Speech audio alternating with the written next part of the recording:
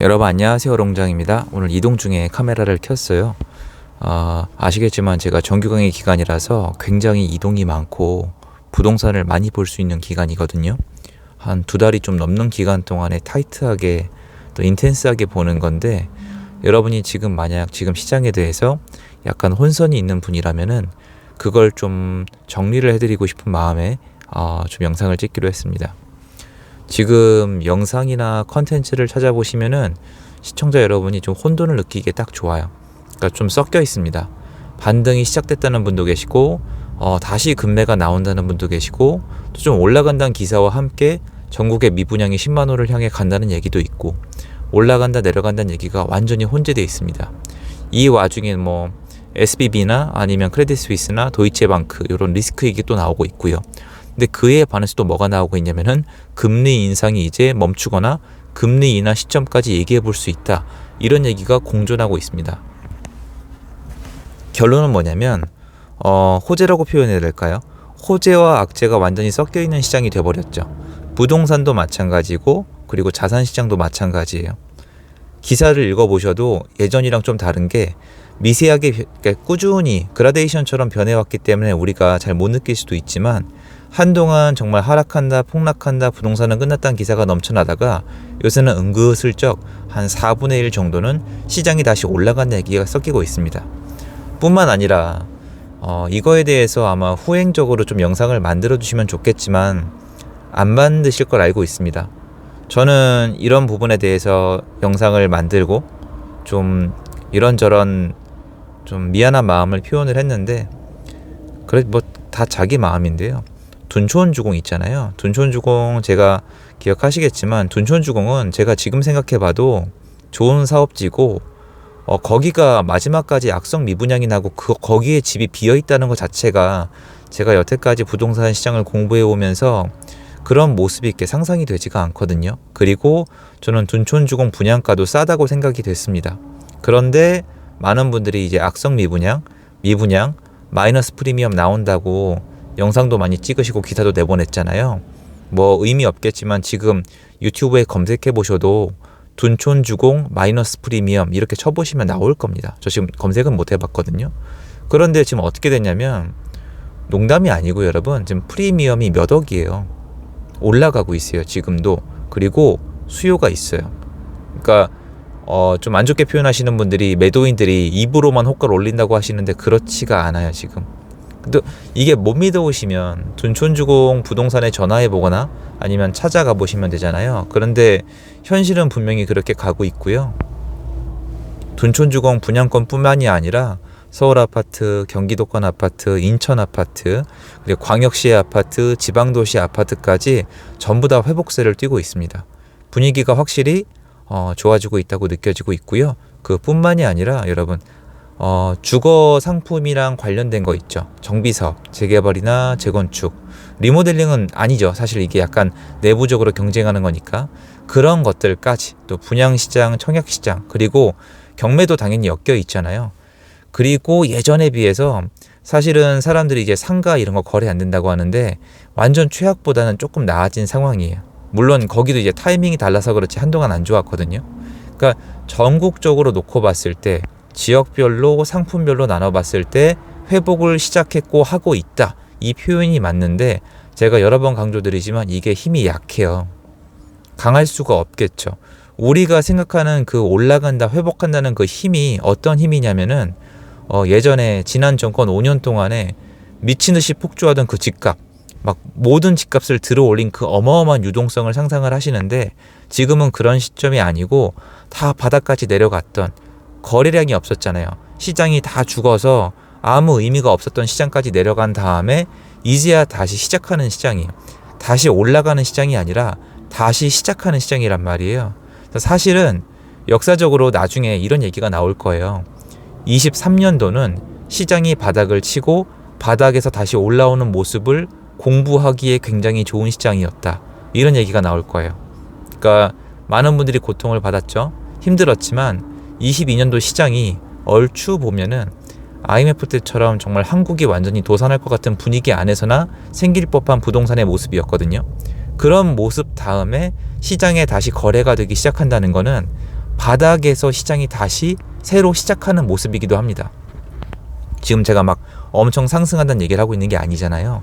그러면 부동산에 관심이 있고 자산시장에 투자를 하고 싶으신 분들은 이거를 지켜보고 공부하기에 저는 굉장히 적절한 시점이 아닌가라는 생각이 들어요.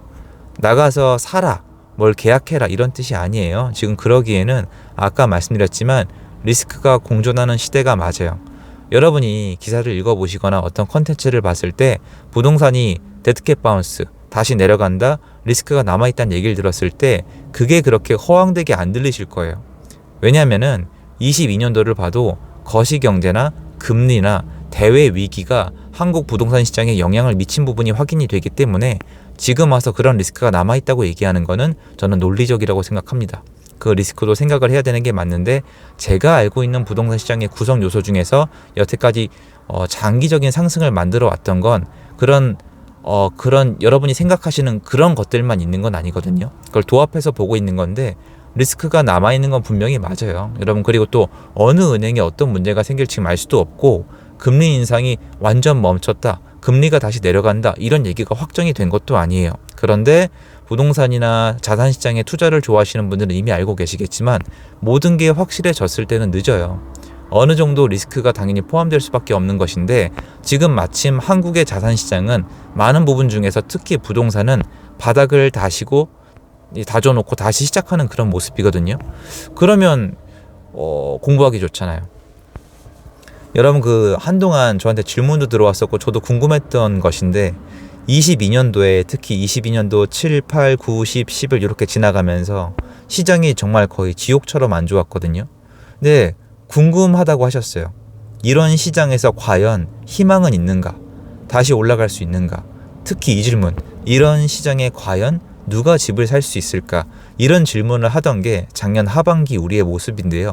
지금 시장을 나가보면 그런 모습은 없어요. 없습니다, 여러분. 그러니까 사람들이 다시 움직이기 시작했어요. 그 힘이 우리가 생각했을 때 바로바로 느낄 수 있을 정도로 강하진 않지만 사람들이 다시 움직이기 시작했는데 그 뜻은 뭐냐면 앞으로 여러분이 자산시장에서 뭔가 좀 저렴하게 사거나 남들보다 먼저 시작하고 싶을 때 22년도 하반기 시장을 경험을 하고 23년도 상반기 시장을 여러분이 직접 체험하고 공부해 놓는다면은 추후에도 뭔가 지금은 아직 기회라고 표현하기에는 너무 결과론적이고 제 추측이지만 그런 여러분이 생각하기에 위기와 기회를 나눠서 포착하기에 적절한 것을 얻을 수 있는 시점이 지금이라는 거예요.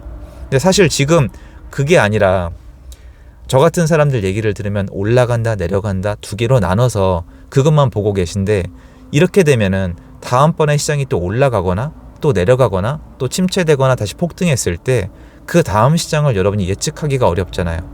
사람이 자산시장에 돈을 넣는다는 거는 자기가 공부를 하고 뭔가 생각을 해본 다음에 예상을 하고 예측을 하고 결정을 하는 거거든요. 그 다음엔 당연히 책임이 따라오는데요.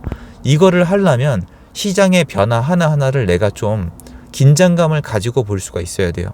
일단 여러분 중에서 이미 부동산을 가지고 계신 분들, 특히 다주택자는 22년도 시장은 제가 설명할 필요가 없어요. 제 말이 맞죠? 22년도 시장은 여러분이 이미 겪었기 때문에 제가 설명을 뭐라고 해도 이런 얘기가 나올 수가 있어요. 그거 아닌데? 내가 집을 갖고 있었는데 그거 아닌데? 그게 맞아요. 그게 자산시장에 참여하는 태도예요. 하지만 23년도 상반기 집을 이미 가지고 계시던 분들은 뭘 어떻게 할 수가 없어요. 지금 당장 팔자니 아직 가격이 아쉽고 살아난다고 하는 것 같은데 여전히 겁나는 면이 있습니다. 그래서 22년도 시장은 집을 갖고 있던 분들 기준으로는 공부할 게 별로 없어요. 여러분이 체험한 게 맞으니까. 근데 23년도 현재는 공부를 하셔야 되고요. 거꾸로 집이 없던 분들은 22년도 시장은 공부한 게 없어요. 그냥 공포만 느끼신 거예요. 그런데 23년도 상반기 현재 실제로 기회를 가져갈 수 있는 분들은 아직 명의의 집이 없거나 새롭게 뭔가 소유권을 취득하고 싶은 계획을 가지고 계신 분이라고 저는 생각하고 있습니다. 그러면 그분들은 현장에 나가서 행동을 하셔야죠. 그러니까 각자 포지션마다 할 일이 다른데 저는 어느 포지션이든 간에 지금 시장에서 실질적인 돈이든 아니면 공부든 미래를 준비할 수 있는 뭔가 지혜든 간에 얻을 게 많은 시장이라고 판단하고 있는 거예요. 보시다시피 저는 여러분이 봐도 그 테란족의 SCB 마냥 정찰을 계속 다니고 있는 거예요. 계속 다니고 있는 겁니다. 부지런히. 보고 싶은 게 있으니까. 근데 SCB를 보내서 정찰하는 이유가 뭐예요? 맞아요. 나중에 바이오로 가든 메카로 가든 간에 전략을 맞게 짜기 위해서잖아요. 전 정찰을 끝내고 행동을 시작한 시점인데 여러분께서는 아직 정찰병을 안 보내시는 것 같아요. 가서 뭘 하라는 게 아니에요.